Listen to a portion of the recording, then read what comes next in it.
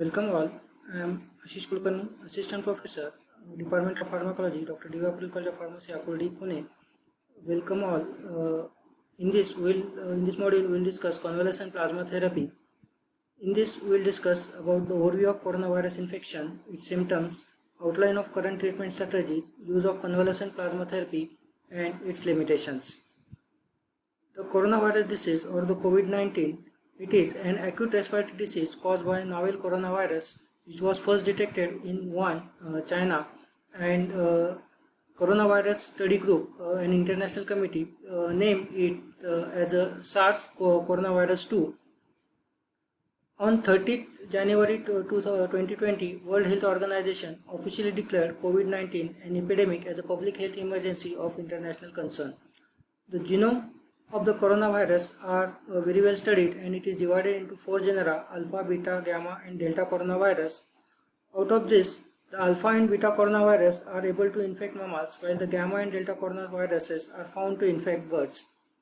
The transmission of the SARS coronavirus 2, which is an beta coronavirus and envelope single strand RNA virus, might be thought of the seafood market of the China, and from the bats via unknown intermediate it infects the human, and then it steadily grows by the human to human transmission. Now it was thought because the coronavirus genome that was found in the bats and the coronavirus genome that was found in the human beings, there was found a 96% similarity, and the genome was very well studied, and it was found that it is a single stranded RNA single stranded envelope RNA viruses with the different proteins that are present, like M protein, the transmembrane protein which helps for the transmembrane transport. The N and E protein interferes with the host immune responses. The S proteins or the surface proteins binds to the host receptor. In human beings, it was well established now that this viruses binds with its S protein to the human angiotensin converting enzyme 2, which acts as its receptor and which was found in the alveoli of the lungs, and in this way this virus infects the human lungs. The incubation period was found the 1 to 14 days, and in most of the patients within 3 to 7 days was the incubation period, and after which the symptoms appears in the patients. The most common symptom that was found with this infection is a high-grade fever, malaise, dry cough, shortness of breath and headache. Whereas in some individuals, the severe complications were also found, like respiratory distress, septic shock, metabolic acidosis, which is very difficult to recover, the coagulation dysfunction, multiple organ failure, as well as death was also seen in 2 to 3% patients. Till date, no approved treatment is there for the coronavirus.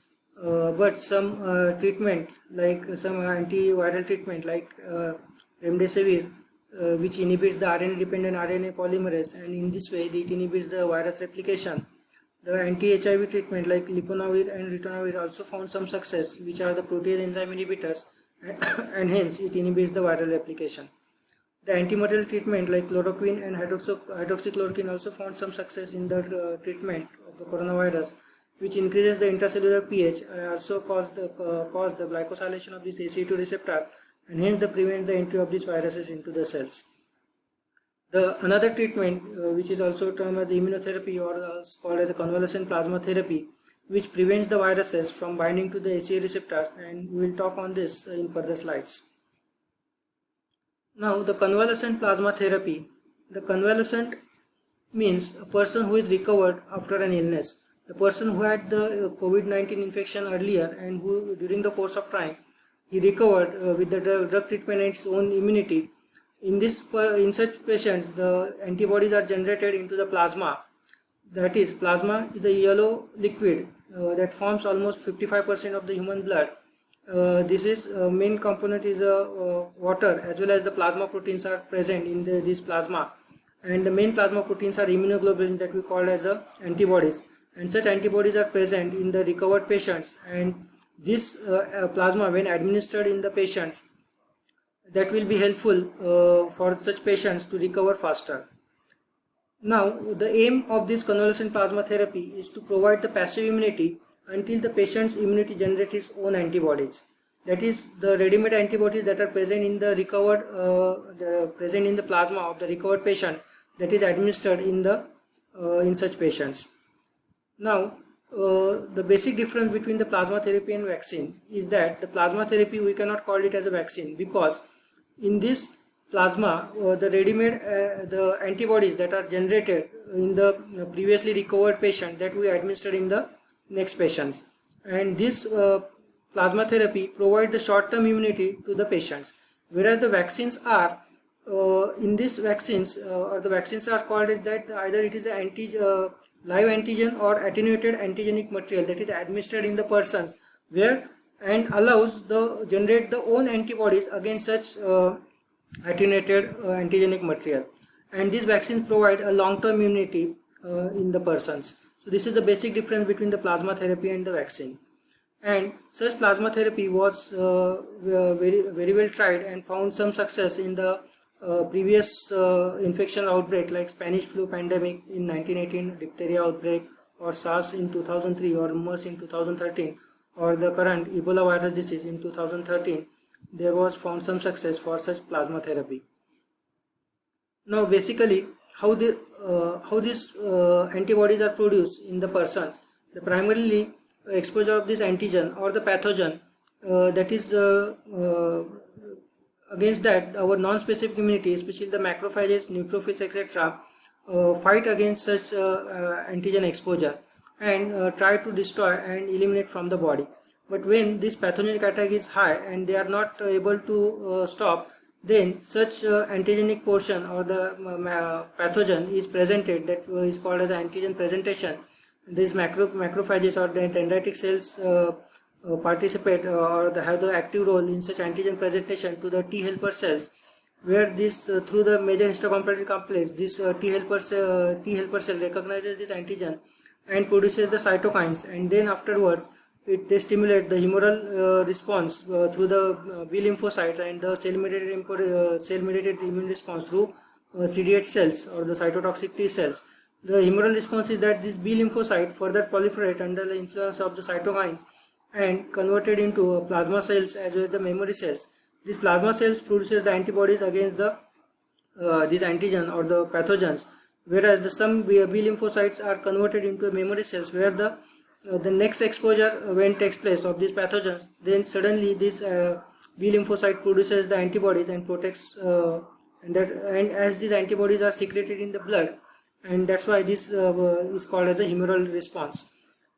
In this we will see that as the B lymphocytes come into contact with the viruses, they proliferated and converted into plasma cells, and the antibodies are secreted against such pathogens. Whereas these CD8 cells especially play a role of the killing of the infected cells. In this way, these adaptive immune responses of the humoral response as well as the cell-mediated immune response as a adaptive response protects us, and the characteristic of this is that it has the memory and the specificity. That is the memory that after several years also, when the person is come into contact with the pathogen, such pathogens, the antibodies are generated, and that protects us from such kind of infections. Now basically in this diagram we can see that how there are two types of antigens that are produced, like IgM and IgG antibodies that are produced against the infections. Like in this diagram we can see that in the incubation period there is no antibodies are produced, which clearly indicates that time is required to produce antigen. Within this period, our non-specific immune response, that is macrophages and neutrophils, protect us within this period, and after that when the symptom starts, we can see that the IgM antibodies appear first and try to protect us, whereas after the 14 to 21 days, the secondary antibody response in terms of IgG, which is in the have a large amplitude, and also they remain for longer duration of time in the body and gives us the protection. Even after several years, after secondary exposure also, these IgG antibodies are produced in large quantity as compared to the IgM antibodies. Now next is how does this therapy works. The basic mechanism is that these antibodies that are formed, they binds to these viruses, and prevent their attachment to this angiotensin receptor 2. Next mechanism is that these antibodies opsonize or the coat these viruses and make them as an easy target for our phagocytic cells or the complement system.